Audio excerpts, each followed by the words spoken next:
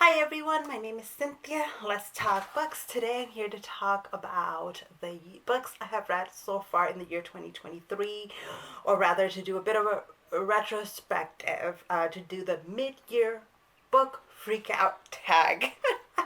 I've done this particular tag before. I don't think I did anything like this mid-year last year, but the year before I did this tag. So let's get right to it. The first prompt is best book so far. And I had a hard time because I'm keeping a book journal. And I've been like keeping track of the books that are the best books I've been reading so far in the year. And there's a lot of really great books I've read so far this year. So I went with the book that has had the biggest impact this year and is one of my five-star reads for the year, and it is Our Share of Night by Mariana Enriquez. This book has had a hold on me, like quite a hold. I cannot stop thinking about it. I read it in English. I started at the end of last year, but finished it in January. And then I read it in Spanish. And I recently read one of Enriquez's short story collections. And I could not stop talking about Our Share of Night with my friend who I buddy read the collection with. And I just like, this book has a hold on me and it is fabulous. For those that aren't familiar with, I do have a dedicated review video for it. It is about a cult in Argentina. The book really takes us through a long period of time, the history of this cult.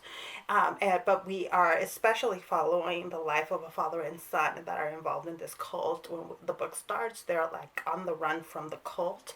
And then slowly the whole story unravels of what this cult does and what it's been getting away with. And it is not a book for everyone, but it is just fantastic. Layers and layers of stuff here. I really fell in love with it.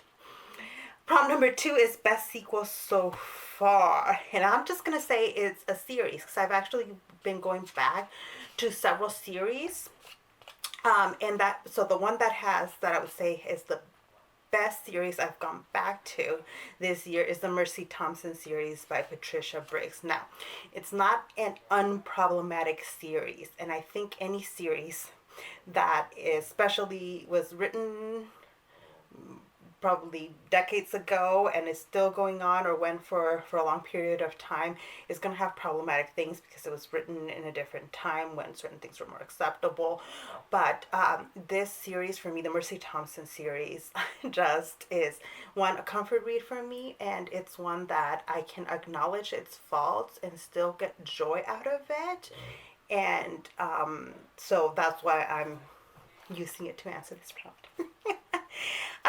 Prompt 3 is a new release you haven't read yet but want to. And that would be An Island Princess Starts a Scandal by Adriana Herrera. Adriana Herrera is one of my favorite writers, period, and especially one of my favorite writers in the romance genre. And this is set in Paris in the 19th century, following a Latina main character. And so I don't know why I haven't read it. I do know why I haven't read it yet. It's because I didn't get approved for an ARC, and then my reading just got backed up by the time the book was released. And so I'm like, I need to fit it in at some point, and I'm not sure where, but I'm going to read it. Prompt 4, most anticipated release for the second half of the year. And that's also very easy. Vampires of el Norte by Isabel Cañas. Look at the cover. And I loved Isabel Cañas, what was her book called? La Hacienda. I really enjoyed that one. And so vampires set in Mexico, written by a Latina author. Yeah, sign me up real fast. How fast can I get this? So why isn't this out yet? Prompt 5, biggest disappointment. Okay, I could have gone in multiple directions with this prompt. And I went with a book that I would not tell people not to pick up. It's just, I have loved Abby Colette's Cozy Mysteries so much. Like, I have loved them so much. And this one, Body and Soul, is the first in a new series. And this one was just not quite as great as her other books have been for me. And so it was a disappointment, but it's by no means a bad book. It just was disappointing because I loved her other books so much that I have really high expectations now, and this one wasn't quite there, but I still enjoyed aspects of it, and I am definitely will continue to read in this particular series. So there we go. Prompt 6 is biggest surprise. Again, this is a prompt that you can take multiple ways. Biggest surprise in a good way, in a bad way, what? And I'm going to tell you, this book surprised me in a really positive way. The Haunting of Alejandra by V. Castro. This book like brought some of my biggest fears together and like compiled them in this one book written by like just a spectacular writer. I need to read more by V. Castro. When I talked about this book in a video this year, people recommended some of the other V. Castro's books because apparently for some people like the other ones even better than this one. And I'm like, yes, if they are even half of what this one was, I will read them. But if you're telling me that some of her other books are even better than The Haunting of Alejandra, then there's no way I'm not reading more V. Castro. You might also notice one of the trends this year is horror for me. Like I've mentioned several horror books now that have made this list in a very positive way. And I've noticed that even in my other aspects of media consumption, horror is a significant theme this year. And I think it's because horror like provides a release valve for me. Like I don't typically like go watch horror movies. They're just not my thing. I don't dislike them or anything. They're just not my thing, except when my anxiety or depression levels gets really high. Horror film and shows can provide a release valve. And what I'm finding this year is that horror books can also provide a very similar kind of release valve for me emotionally. Yeah, so I'm stopping in the middle of this tag to reflect on that because I can see very much why this is the case in my emotional life this year. And it's not that like my life sucks right now or anything. It's just, heavy things happen sometimes, and we all deal with them in different ways. And apparently one of the ways in which I have been navigating it is by reading a lot of horror. All right, prompt number 7 in the tag is favorite new author. And I actually struggled with this one because I have been reading a lot of new to me authors, but a lot of them, like I've only read one book by them, so this is just where my answers ended up. So for this one, I'm picking Leonor Soliz. Leonor Soliz wrote Seeking Stars, a book that I've read and really enjoyed. Even though I don't particularly like Hollywood romance novels, or where one of them is a star. And this one was the couple in the romance, like spending a lot of time together, just the two of them. And that was just so well written. Soliz's writing sparkles on here. And then on top of it, she seems like a really nice, approachable, giving person on TikTok. I started following her on TikTok, and I just like when someone seems to also be just a really good person in real life. And they write amazingly. I fall in love with them. Prompt 8 is newest fictional crush. And I thought long and hard about this one because these days I don't crush on heroes of books anymore. I just don't anymore. I think part of it is I'm reading a lot. I'm reading a lot of romance. So like for a hero to make that kind of impression on me is a lot harder. So I'm picking Prince Henry to answer this prompt. Yes, I know that Prince Henry is a real person, but really the things we know or the things we consume publicly about Prince Henry are not the full extent of who he is as a person. So to most of us, really what we're consuming of his is really a curated version of him, and I think that bears a lot of similarities with fiction. And so the public persona of Prince Henry, I think, is fabulous, and I love it. And I did read his book, which I'm going to talk in a wrap up soon. So Prince Henry is my fictional crush. Prompt 9 is newest favorite character, and this one, Vera Wong. Vera Wong from Vera Wong's Unsolicited Advice for Murderers by Jessie Q. Sutanto. I love Vera Wong so much. She is this older Chinese woman who has been living in the U.S. for a large chunk of time. Her one son doesn't pick up her calls anymore. She's a widow, and all of a sudden there's a body in her tea shop, and she decides that the police are incompetent. They cannot be trusted to solve this murder, and she's going to solve this murder. So she puts an ad in the papers that she knows is going to draw the potential killer to the tea shop, and then she proceeds to befriend every single one of her murder suspects and to insert herself into their lives. And it's absolutely delightful, just delightful. This is a cozy mystery that is just brought to life so wonderfully in the character of Vera Wong. You will fall in love with Vera Wong. Please pick up this book. Do yourself a favor. Don't say I didn't tell you. Prompt number 10 is book that made you cry. Now listen, I cry very easily. Any and all media will make me cry. So this was a hard one. But I went with Migrant Souls, a meditation on race and the meanings and myths of Latino by Hector Tobar. Tobar had me crying before chapter 1 as he was talking about his experience teaching Latino history to Latino students.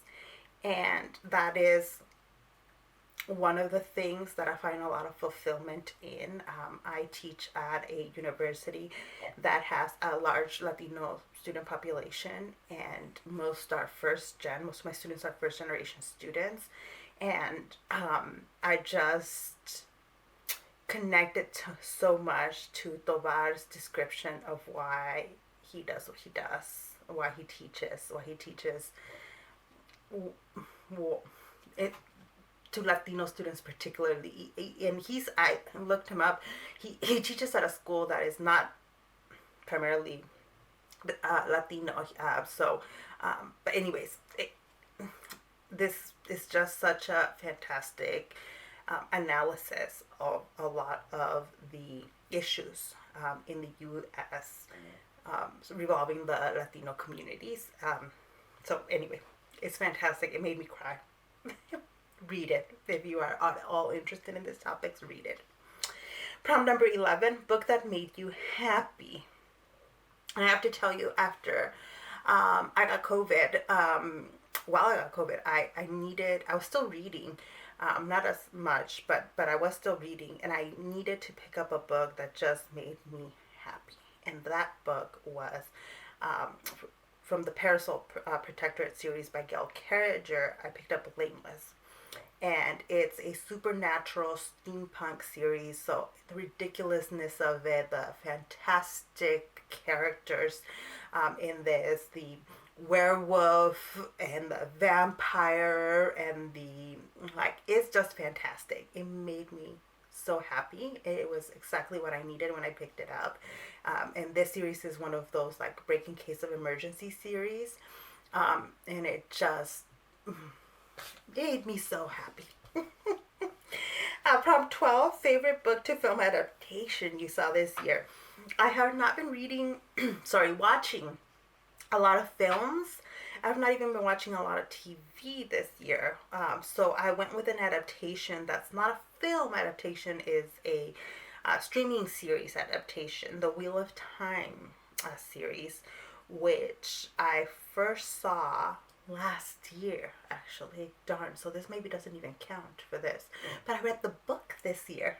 Yes, so I'm gonna make it count. So, I really enjoyed the series, and it made me want to pick up the book. So, like, there we go. I think that qualifies it to be my favorite of the year.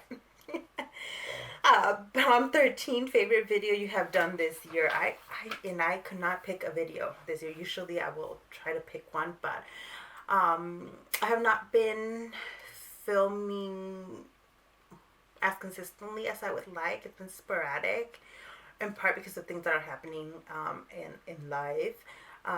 And so I just do not have a favorite video that I've made for YouTube. However, I have really gotten into TikTok, and I really enjoy and am proud of a lot of the content that I've made on TikTok, and that it has found, my content on TikTok has found a lot of the right audience.